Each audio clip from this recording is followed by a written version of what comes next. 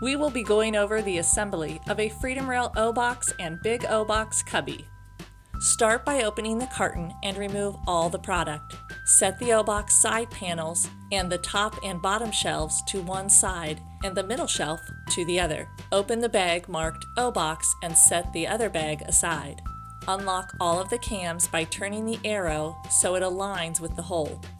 Place the hanging brackets over the holes in the side panels so that all 5 holes are visible. O boxes have one set of F brackets and a big O box has 2. Use the Euro screws and a number 2 driver to mount the brackets to the panels.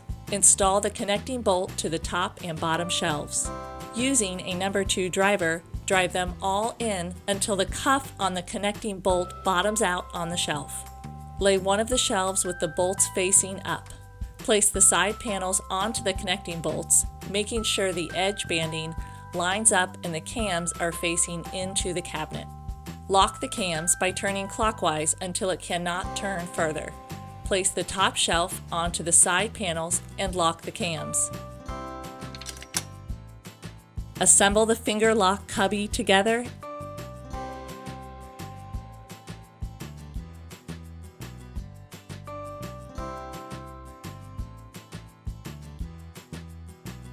and slide it into the O box.